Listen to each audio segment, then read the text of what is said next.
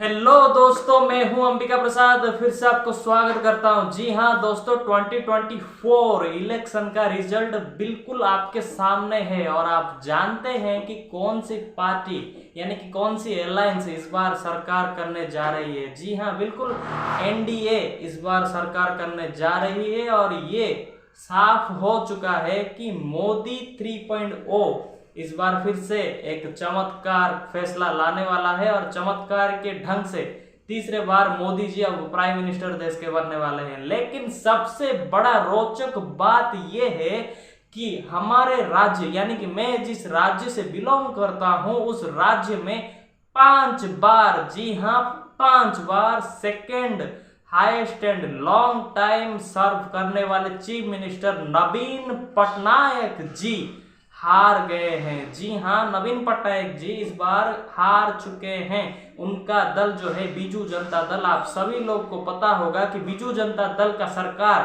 पतन हो चुका है और इस बार जो सरकार बनी है वो बीजेपी है। जी हां, सबसे बड़े दल के रूप में बीजेपी अब उभर के आई है ओडिशा जैसे राज्य में, जहां पर 25 साल तक बीजू जनता दल का राज्य था। जी हां, और आप सब लोगों को पता होगा कि इस बार बीजू जनता दल का पतन का कारण क्या है। जी हां, सबसे पहला बात आता है वीके पांड्यन का।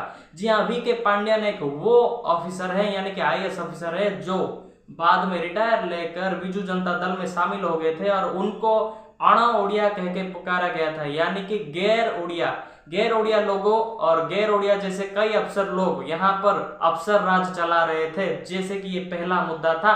दूसरा मुद्दा था ये था कि ओडिया के लोग, उनके ओडिया का भाषा और उनके ओडिया का अस्मिता खतरे में है। जी हाँ, गैर ओडिया लोग यदि यहाँ पे शासन करने लग जाएंगे तो ओडिया का संस्कृति, ओडिया का कल्चर जो है वो जरूर खतरे में आ सकता है। जैसे कि अंग्रेज लोग यहाँ पे आए थे तो भारत के संस्कृति कल्चर जो भी था उनको अफेक्ट करके वो लोग चले गए। इसलिए तो हम लोग आज तक अंग्रेजी बोलने चाह रहे हैं और अंग्रेजी को ही लगातार कोशिश कर रहे हैं कि बढ़ावा देने के लिए। लेकिन गैर ओडिया लोग यदि बहुत साल इस पर ओडिशा पर राजनीति करते तो ओडिया के भाषा के प्रति, ओडिया के कल्चर के प्रति, ओडिया के संस्कृति के प्रति बहुत ही बड़ा असर होता। जी हाँ दोस्तों, ये दूसरा सबसे बड़ा कारण था बीजू जनता दल के हारने के लिए। और तीसरा सबसे बड़ा कारण ये है कि 25 साल तक राजनीति करने के बाद बीजू जनता दल उतना सेवा, उतना काम तेजी से नहीं कर पाया जो कि 10 साल में एनडीए गवर्नमेंट ने सेंट्रल भारत सरकार में रहते हुए किया। जी हां, आप लोग जानते होंगे कि मोदी सरकार ने जब 2014 में अपना पहला टर्म आरंभ किया तो उन्होंने सबसे पहले अच्छे दिन के बात कहे थे और दूसरे में मोदी जी जो गुजरात के चीफ मिनिस्टर थे तो गुजरात के मॉडल को वो लोग पहले यहाँ पे एस्टेब्लिश करना चाह रहे थे, तो वो एक मॉडल था। लेकिन 25 साल हो चुके इस बीजू जनता दल को पूरा करने के लिए लगभग लोग ये चाह रहे थे कि कोई दूसरा विकल्प मिल जाए। और दूसरा मुद्दा तो ये भी था कि गैर ओडिया लोग यहाँ पे अपना कब्जा जमाए बैठे थे। जैसे कि वीके पांड्यन में आपको बता रहा हूँ, तरह तरह के लोग, तरह तरह के मजदूर हो, तरह तरह के श्रमिक हो, तरह तरह के गरीब हो, किसान हो या चाहे किसी भी प्रकार का धनी या गरीब श्रेणी के लोग हो, वो हर कोई चाहता था कि इस बार यदि कोई मुख्यमंत्री बनेगा तो वो हमारे ओडिया के भाई या बहन बने। जी हाँ, कोई गैर अण ओडिया या कोई गैर ओडिया यहाँ पे राजनीति बिल्कुल ना करे। और चौथा कारण जो सबसे बड़ा है वो नवीन पटनायक 5 बार मुख्यमंत्री रह चुके हैं और अभी तो वो नहीं रहेंगे मुख्यमंत्री पद पर। बहुत ही सम्मानजनक 5 बार मुख्यमंत्री पद पे रह चुके हैं और नवीन पटनायक जी खुद भी किसी भी चीज में दखल अंदाजी नहीं कर रहे थे। कुछ 2015 या 16 से आप देखेंगे कि नवीन पटनायक जी का जो तबियत था वो अचानक हेल्थ कंडीशन उनका बुरा हो जाता है और वो चलने फिरने लायक बिल्कुल नहीं रहते हैं।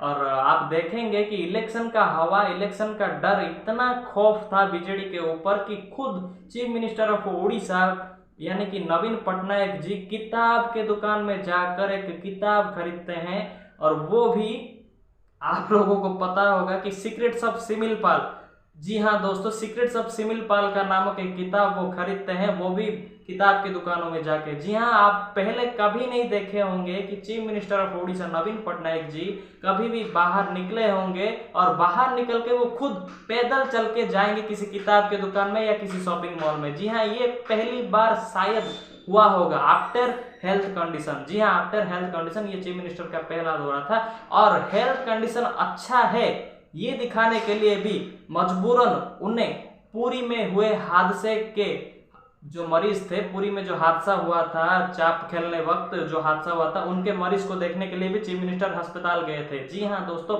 लेकिन तब भी आप देख सकते हैं कि उनके हेल्थ के कंडीशन बिल्कुल ही खराब थे और इस कंडीशन में वो किस तरह से मोटिव करते हैं और किस तरह से पांड्यन यानी कि जो कहा जाता है कि second chief minister of Odisha, जो गैर ओडिया है और गैर अण ओडिया को लेकर ओडिशा में जो राजनीति चल रहा था उसको खत्म करने के लिए वो एक साजिश रचा जा रहा था। लेकिन चाहे जो भी हो, जोड़ी संख का नारा टूट चुका है और अब डबल इंजन नामक सरकार उड़ीसा में आ गई है। और बात यह है कि अब भारतीय जनता पार्टी किस व्यक्ति को या किस महिला को अपना मुख्यमंत्री बनाती है या बनाना चाहती है।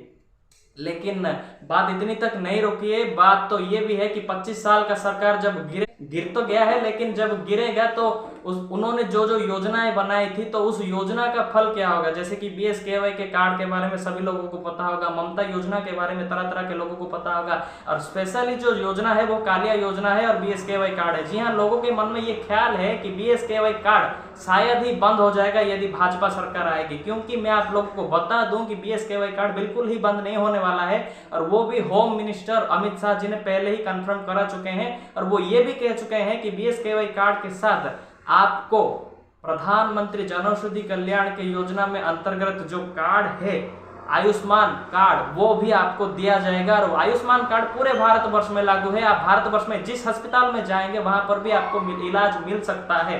तो आप लोगों को खतरे की घंटी का कोई भी अलार्म नहीं सुनना चाहिए, बल्कि ये सुनना चाहिए कि जिस जिस योजना को पार्टी ने चलाया था वो योजना बंद हो सकता है, लेकिन जिस जिस योजना को जन कल्याण के लिए चलाया गया था वो योजना कभी बंद नहीं होने वाला है।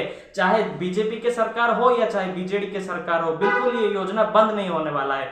तो फिर मैं कहूंगा कि केंद्र में भी बीजेपी और राज्य में भी बीजेपी तो एक बहुत ही अच्छा सरकार बने, अच्छा स्वास्थ्य का ख्याल करे, लोगों के भविष्य के लिए सोचे, अच्छी शिक्षा व्यवस्था दे और सभी के सुरक्षा के बारे में सोचे। और खास बात यह है कि इस बार महिलाओं ने एक रिकॉर्ड बनाया है। जी हाँ दोस्तों, 66 करोड़ लोग इस बार वोट दिए हैं।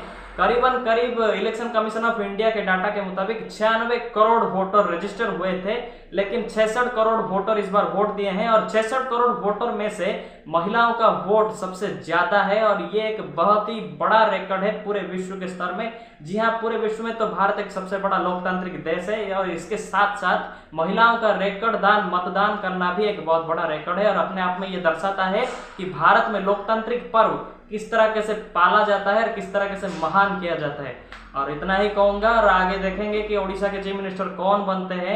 78 से 80 सीट्स तो बीजेपी ले चुकी है, 48 से 50 सीट्स बीजेडी के पास है और तकरीबन 14 या 15 सीट कांग्रेस के पास भी है, एक CPI के पास है, 3 और 4 इंडिपेंडेंट कैंडिडेट है। कुल मिलाकर 147 सीट है ओडिशा के विधानसभा में। तो चलिए जानते हैं ओडिशा के भविष्य के यानी कि नए मुख्यमंत्री कौन होते हैं। होने के बाद मैं एक वीडियो बनाऊंगा। तब तक के लिए इजाजत दीजिए, अपना तबियत ख्याल रखिए और अच्छे रहिए, स्वस्थ रहिए। धन्यवाद।